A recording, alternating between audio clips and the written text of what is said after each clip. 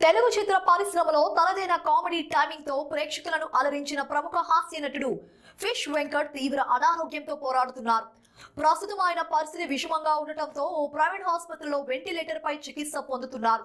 Junior NTR హీరోగా నటించిన ఆది చిత్రంలో తొడగొట్టు చిన్న అనే ఒకే ఒక్క డైలాగ్ తో తెలుగు ప్రేక్షకులకు దగ్గరైన ఆయన ఇప్పుడు కనీసం మనుషులను కూడా గుర్తుపట్టలేని స్థితిలో ఉన్నారని కుటుంబ సభ్యులు కన్నీటి పర్యంతం అవుతున్నారు.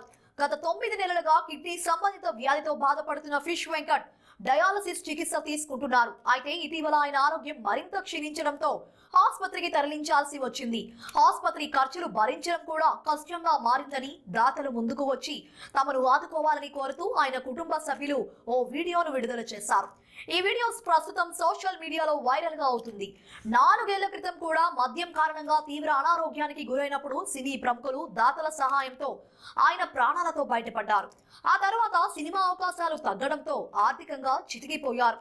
ఈ క్రమంలో మళ్లీ మద్యం, ధూమపానం వంటి పాత అలవాట్లకు లోనయ్యారని ఆయన భార్య ఆవేదన వ్యక్తం చేశారు. ఆయన్ను చెడుదారి పట్టించిన స్నేహితులు ఇప్పుడు కనీసం ఆసుపత్రికి వచ్చి చూడటం లేదంటూ ఆమె వాపోయారు.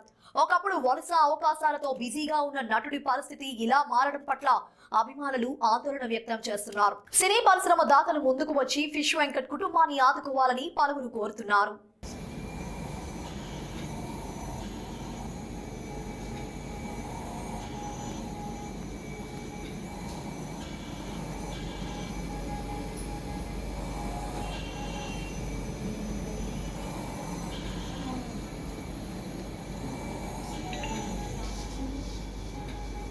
అంత అన్నదు పైపు ఉంటుంది, పైపు నుంచి స్టమక్ పడుతుంది,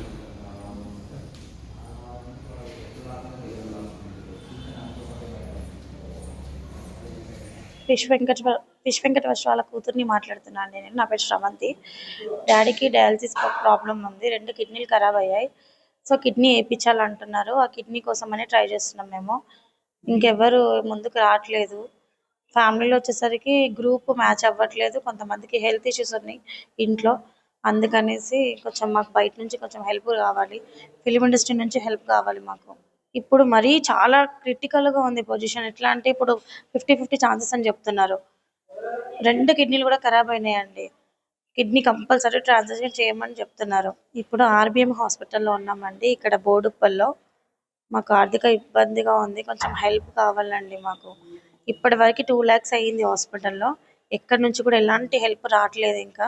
కానీ కిడ్నీ కావాలి మాకు. మెయిన్ కిడ్నీ వేస్తేనే డాడీ బ్రతుకుతారని చెప్తున్నారు అనమాట.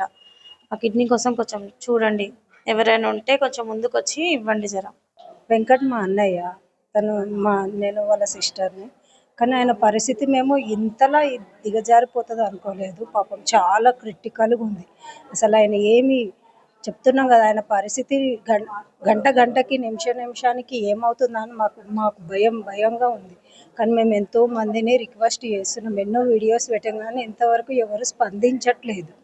అది మా బాధ. మేము ఇప్పుడు కళ్ళు తెరిచి కళ్ళు మూస్తే ఏమవుతుందో అన్నంత భయంతో అట్లా పిలికిలి పట్టుకొని ఉన్నాము. ఎవరైనా వస్తారు దాతలు వచ్చి మాకు ఏదైనా చేస్తారు సహాయం అని ఎదురు చూస్తున్నాము.